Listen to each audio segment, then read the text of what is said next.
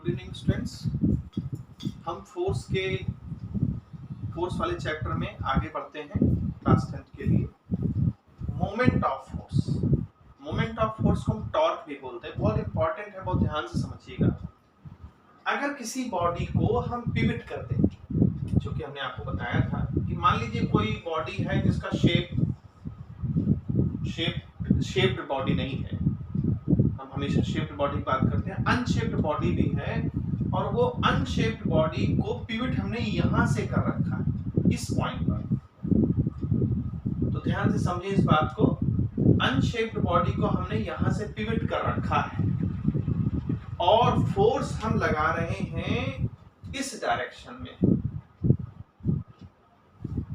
जब फोर्स हम इस डायरेक्शन में लगाएंगे तो ये बॉडी क्या करेगी, रोटेट करने लग जाएगी। ये मान लीजिए डिस्टेंस आर है, जहां पर आप फोर्स लगा रहे हैं उस फोर्स की डायरेक्शन से ये जो पिवटेड पॉइंट है ये आर डिस्टेंस पर है, तो इसको टर्निंग इफेक्ट मिलेगा। ये this force will give the turning effect to the body and this body will rotate about the point O freely। तो अब देखिए टॉर्क क्या होगा। टॉर्क होगा जो हमने फोर्स लगाया, टॉर्क को हम टाउ से इसको टाउ पढ़ते हैं। टॉर्क होगा जो हमने आपको फोर्स लगाया और जो डिस्टेंस परपेंडिकुलर है, उस परपेंडिकुलर डिस्टेंस का जो प्रोडक्ट होगा that is called torque, that is called moment of force. ये डेफिनेशन भी बन जाएगी कि the product of force and perpendicular distance. बस यहां ध्यान देना है, एंड डिस्टेंस नहीं लिखना है, क्योंकि डिस्टेंस ऐसी भी हो सकती है, डिस्टेंस ऐसी भी हो सकती है, लेकिन डिस्टेंस हमको कैसे लेना होगा, परपेंडिकुलर। और परपेंडिकुलर कैसा, जहां पर आप फोर्स अप्लाई करेंगे।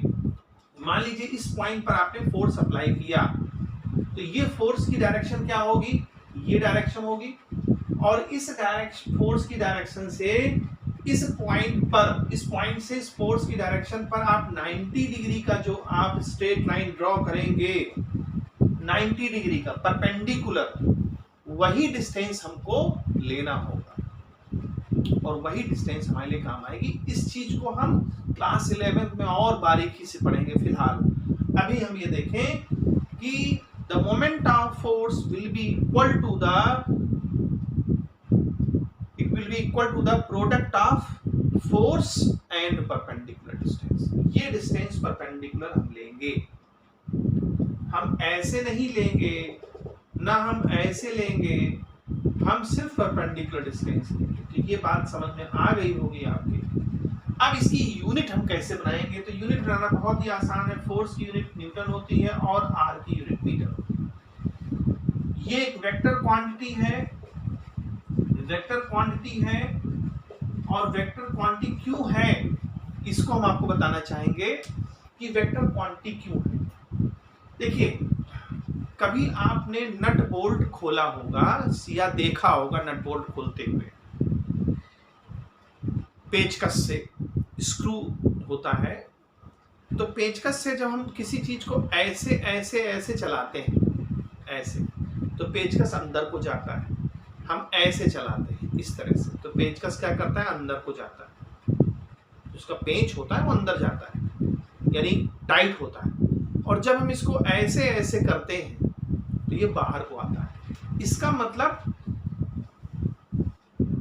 जो स्क्रू है वो स्क्रू अंदर जाना और बाहर आना, ये डिपेंड करता है फोर्स की डायरेक्शन में। अगर हम इसको ऐसे चलाएंगे, यूं ऐसे चलाएंगे तो स्क्रू अंदर जाएगा, और यूं ऐसे चलाएंगे तो स्क्रू बाहर आएगा। इसका मतलब स्क्रू के बाहर आना और स्क्रू के अंदर जाना, ये एक डायरेक्शनल प्रॉपर्टी है।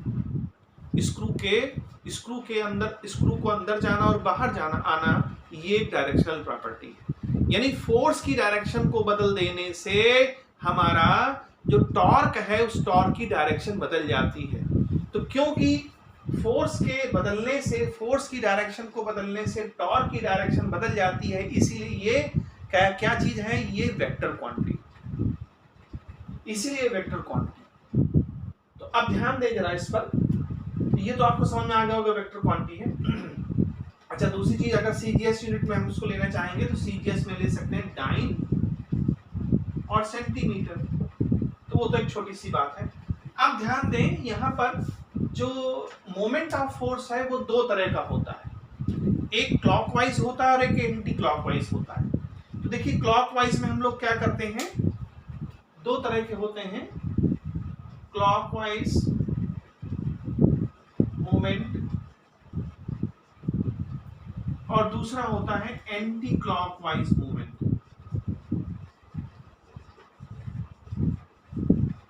अब देखिए, क्लॉकवाइज मूवमेंट में क्या होगा, अगर कोई बॉडी जो पिवटेड है, अगर उसको हम ये क्लॉकवाइज चलाते हैं, क्लॉकवाइज मतलब ये रोटेट ऐसे करे, यानी कि हम ऐसे फोर्स लगाएं, अगर हम ऐसे फोर्स लगाएंगे तो ये बॉडी ऐसे चलेगी, ऐसे रोटेट करेगी। अगर ये बॉडी ऐसे रोटेट कर रही है, इसका मतलब ये क्या हो गया, क्लॉकवाइज मूवमेंट हो गया। और इस क्लॉकवाइज को हम लोग क्या बोलते हैं, positive moment of force, sorry negative moment of force, इसको कहेंगे निगेटिव मोमेंट ऑफ फोर्स। तो याद रखना है, क्लॉकवाइज में नेगेटिव और एंटी क्लॉकवाइज में पॉजिटिव। अब एंटी क्लॉकवाइज कैसे कर सकते हैं, यहां भी हम बॉडी बना सकते हैं और इसको हम ऐसे फोर्स लगाएं, जब ऐसे फोर्स लगाएंगे तो ये बॉडी ऐसे रोटेट करेगी, इसका मतलब एंटी क्लॉकवाइज कर रही है। और एंटी क्लॉकवाइज अगर ये करेगी तो इसको हम क्या बोलेंगे, पॉजिटिव मोमेंट ऑफ फोर्स बोलेंगे, पॉजिटिव मोमेंट ऑफ फोर्स बोलेंगे। ये हो गया, ये चीज आपको समझ में आ गई। और इसी पॉजिटिव और नेगेटिव की वजह से ही टॉर्क की डायरेक्शन बदल जाती है, इसीलिए इसको वेक्टर क्वांटिटी है। अब आता है डिपेंडिंग फैक्टर, टॉर्क किन बातों पे डिपेंड करता है। तो आपके पास दो ही चीजें हैं, फोर्स और डिस्प्लेसमेंट, जो डिस्टेंस है, परपेंडिकुलर डिस्टेंस है। फोर्स चेंज करेंगे तो टॉर्क में चेंज आएगा, परपेंडिकुलर डिस्टेंस पे चेंज करेंगे तो टॉर्क में फर्क आएगा। तो ये डिपेंडिंग फैक्टर दो बातों पे डिपेंड करता है, एक तो magnitude of the force and perpendicular distance. तो ये समझ में आ गई होगी। अब हम इसके बाद आगे चलते हैं, कुछ एग्जाम्पल पे चलते हैं कि एग्जाम्पल हम देखें क्या होता है, कॉमन एग्जाम्पल जो आप लोग डेली देखा करते हैं। तो सबसे बेस्ट एग्जाम्पल है, आप अपने घरों में दरवाजों को बंद करते हैं, खोलते हैं, बंद करते हैं, खोलते हैं। वहां पर आपने एक चीज देखी होगी कि जो दरवाजे में जो खोलने और बंद करने के लिए उसमें जो इंस्ट्रूमेंट लगा होता है, ठीक है, उस इंस्ट्रूमेंट को अगर हम, मान लीजिए ये दरवाजा है, ये दरवाजा हमने ऐसे बना लिया,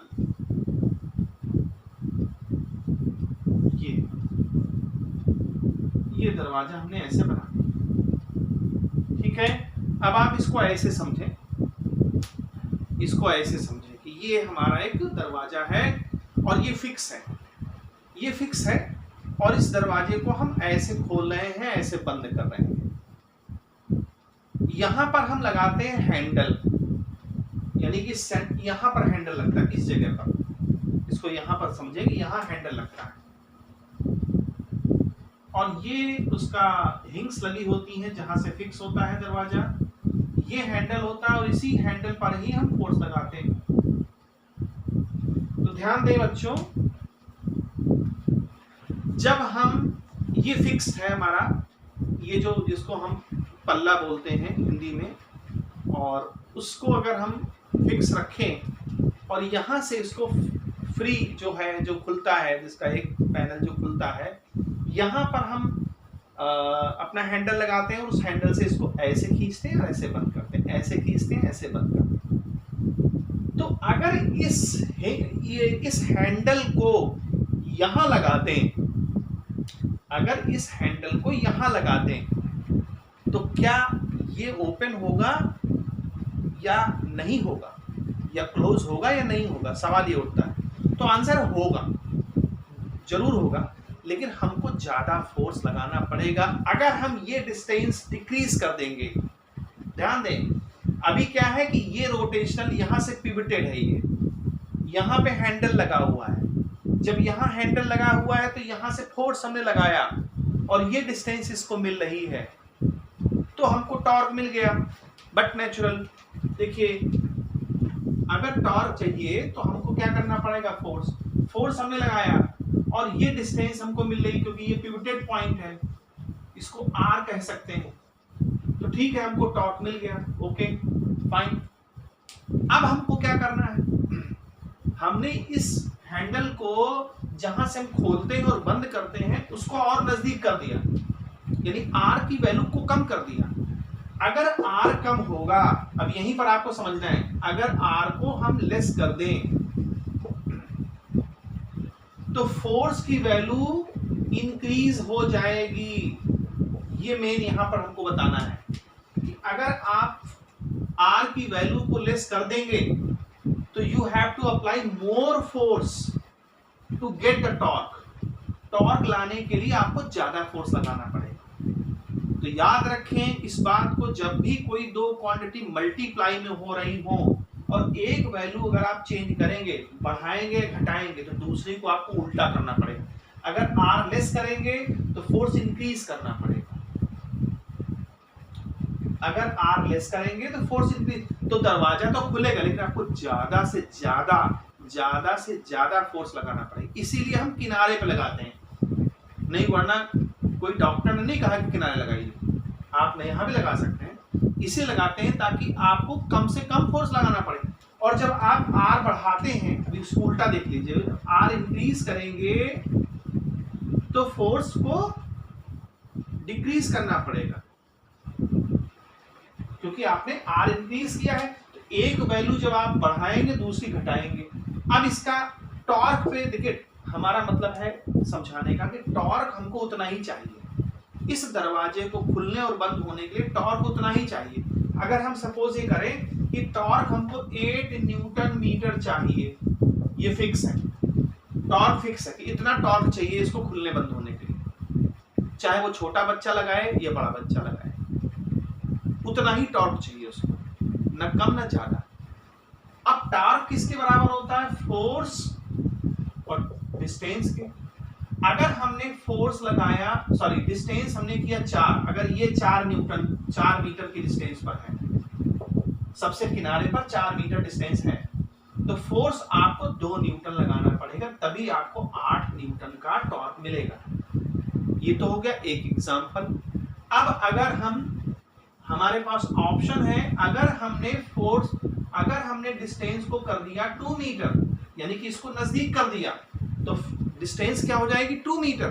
तो आपको फोर्स, अगर आपको 8 न्यूटन मीटर टॉर्क लाना है तो आपको 4 न्यूटन का फोर्स लगाना पड़ेगा, तभी 8 न्यूटन मीटर टॉर्क मिलेगा। तो टॉर्क फिक्स है, आपको चेंज कहां करना है, फोर्स और डिस्प्लेसमेंट, परपेंडिकुलर डिस्टेंस। तो देख रहे हैं आप कि अगर हमने डिस्टेंस कम किया तो फोर्स की वैल्यू बढ़ानी पड़ेगी। तो इतना फोर्स क्यों लगाएं हम, जब हमारे पास ऑप्शन है कि डिस्टेंस बढ़ा करके फोर्स को कम कर लीजिए। तो ये इसका बेस्ट एग्जांपल है समझने के लिए। अब एक और अच्छा एग्जांपल समझिए। स्पैनर आपने देखा होगा, कभी बाइक पंचर होती है, कभी कार पंचर होती है, तो उसके जो व्हील हैं, उस व्हील को खोलने के लिए मान लीजिए ये नट बोल्ट है आपका, ये नट बोल्ट है, और आपने एक स्पैनर यूज किया जिससे ये नट बोल्ट को खोलना है। ठीक है, ये नट बोल्ट को खोलना है, हमने कुछ ऐसे बना दिया है समझाने के लिए, बाकी फिगर हमारा बहुत अच्छा नहीं बनता है। ये देखिए, अब यहां समझिएगा, इसको हमें खोलना है या बंद करना है, जो भी करना है, यानी इस नट बोल्ट को, चूंकि यहां फिक्स है, ये बोल्ट यहां पर फिक्स है, और हम इस स्पैनर से इसको खोलना चाहते हैं या बंद करना चाहते हैं, तो हम कहां लगाएंगे फोर्स, यहां लगाएंगे फोर्स, यहां फोर्स अप्लाई करेंगे। ठीक है, क्यों यहां अप्लाई करेंगे, क्योंकि देखिए यहां से पिवटेड पॉइंट से ये आपको डिस्टेंस ज्यादा मिल जाएगी, पिवटेड पॉइंट से आपको डिस्टेंस ज्यादा मिल जाएगी। तो जितनी ज्यादा डिस्टेंस अगर आप रखेंगे आपको फोर्स उतना ही कम लगाना पड़ेगा, आसानी से खुल जाएगा।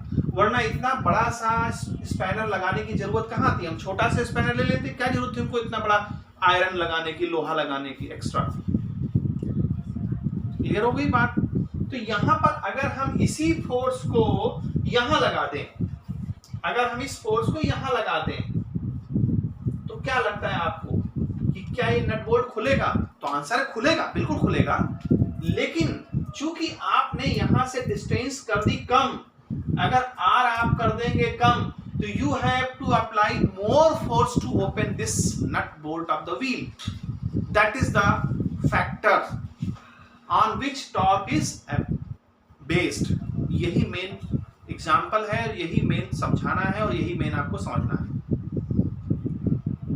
और दूसरी बात, अब इसी नट बोल्ट को हम ऐसे ऐसे करते हैं तो ये क्लोज होता है, यानी कि ये टाइट होता है, और ऊपर करेंगे तो ये खुलता है।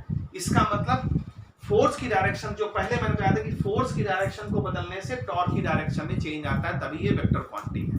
उम्मीद है समझ में आया होगा। नेक्स्ट वीडियो में हम नेक्स्ट टॉपिक डिस्कस करेंगे इसी चैप्टर का।